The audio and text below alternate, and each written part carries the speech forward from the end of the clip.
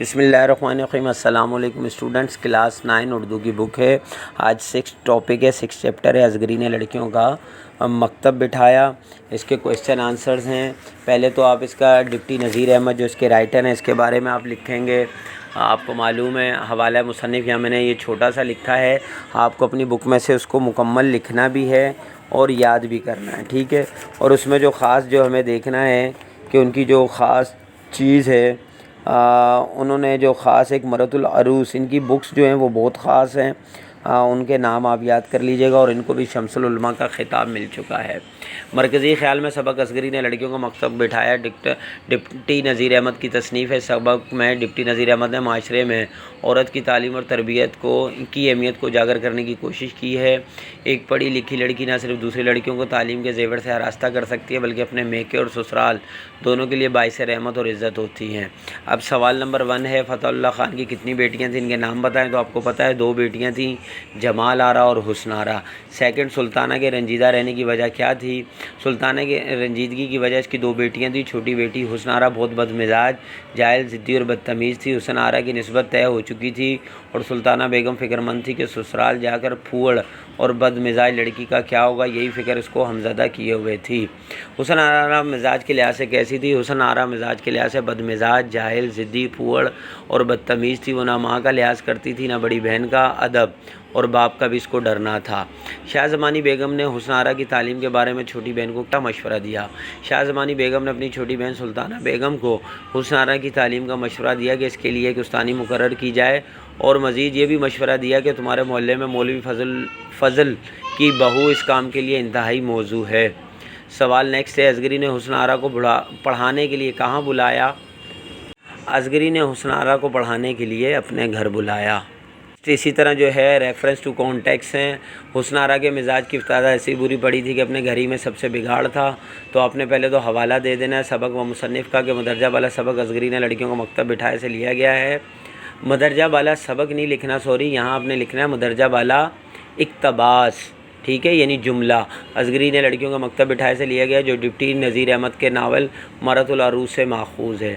Deputy Nazir Ahmad Urdu کے پہلے novel نگار کی حیثیت سے جانے جاتے ہیں، یہ آپ نے اس کی تشریح لکھ لینی ہے۔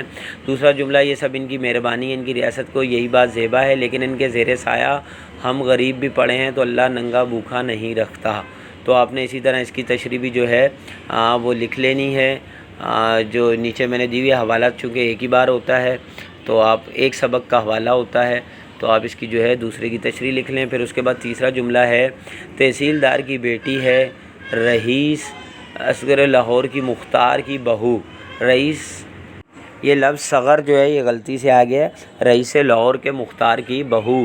گھر میں ماما نوکر ہیں، دلان میں چاندنی بچھی ہوئی ہے، سوزنی گاؤ تکیہ لگا ہوا ہے۔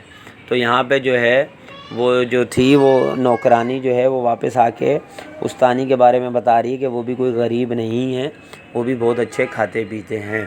پھر چوتھا جملہ ہے، دنیا کا دستور ہے کوئی فرد بشر رنج سے خالی نہیں، اگر ہر طرف خوشی خوشی ہوئی تو انسان خدا کو بھول کر بھی یاد نہ کرے۔ اس کی تشریح نوٹ کر لیں۔ اور اس کے بعد جو ہے جملہ نمبر 5 ہے، ڈنڈورا شہر میں بچہ بغل میں، یہ ایک محاورہ بھی ہے کہ وہ استانی کی بات کر رہے تھے کہ محلے میں ہی رہتی ہے اور ان کو معلوم نہ تھا، تو آپ نے محاورے کو جو ہے پہلے محاورہ شو کرنا ہے اور پھر آپ نے اس کے بارے میں لکھ دینا ہے۔ اس کے بعد دیکھیں ایکسرسائز میں کالم الف اور بے ہے۔ جمال آرا اور حسن آرا کا باپ جو تھا وہ آگے آپ نے لکھ دیا، فتح اللہ خان تھا۔ سیکنڈ ہے، سلطانہ کی بہن کون تھی؟ شاہ زمانی بیگم۔ محمد کامل کی بیوی ازگری۔ ازگری کی ساس دیانت النساء۔ فتح اللہ خان کے بڑے بھائی حکیم روح اللہ خان، ٹھیک ہے۔ اس کے بعد سوال نمبر 4 ہے، مندرجہ ذیل الفاظ کے جملے بنائیں۔ پہلا لفظ ہے لٹو ہونا، یعنی کہ کسی چیز کے شوق میں جو ہے پاگل ہو جانا، وہ مطلب بہت شوقین ہونا۔ میری دوست کے اچھے اخلاق دیکھ کر میں اس پر لٹو ہو گئی، یہ بھی ہے۔ یا آپ اس کو نارملی بنا سکتے ہیں کہ میں اپنے دوست کا موبائل دیکھ کر، new mobile, new version, new گاڑی، نیو بائک دیکھ کر میں اس پر لٹو ہو گیا، یعنی مجھے بہت اچھی لگی۔ دریغ نہ کرنا، پیچھے نہ ہٹنا، یعنی اپنے دین وطن پر اگر آنچ آئے تو اپنی جان دینے سے بھی دریغ نہ کرنا۔ پھر ہے شستہ، یعنی بہت صاف آواز میں، صاف لہجے میں بات کرنا۔ ایک انگریز کو اتنی شستہ اردو بولتے دیکھ کر میں حیران رہ گئی یا رہ گیا۔ نالاں، परेशान होना। बच्चे जब वालिदैन का कहना ना माने तो वालिदैन उनसे नालां हो जाते हैं या नालां रहते हैं। अक्सर वालिदैन जो है बच्चों की शरारतों की वजह से नालां रहते हैं, परेशान रहते हैं उनसे।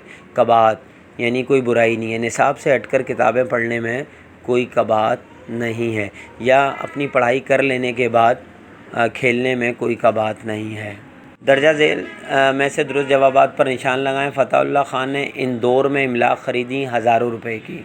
शाह ज़मानी बेगम उतरी किस्म से पालकी से। मोहम्मद फ़ाज़िल की छोटी, ये बहू आना था, यहाँ गलती से बहन लिखा गया है, बहू है। और कौन थी, पढ़ी लिखी थी वो। सुल्ताना बेगम चलते हुए असगरी बेगम को देने आई अशरफ़ी। दयानत काब में भर कर लाई नुक्तियाँ। तो ये हमारा जो आज का चैप्टर था 6 ये कंप्लीट हो गया। आई होप कि बहुत अच्छी तरह आपको समझ आया होगा। कोई चीज़ अगर बताने में रह गई हो तो आप मुझसे कमेंट्स में पूछ सकते हैं। अगर वीडियो अच्छी लगे तो लाइक करें, शेयर करें, अपने फ्रेंड्स से मेरे चैनल को ज़रूर शेयर कीजिए करें। यही हमारी मेहनत का सिला है। इंशाल्लाह नेक्स्ट वीडियो में मिलते हैं, जब तक के लिए इजाज़त दीजिए। अल्लाह हाफ़िज़।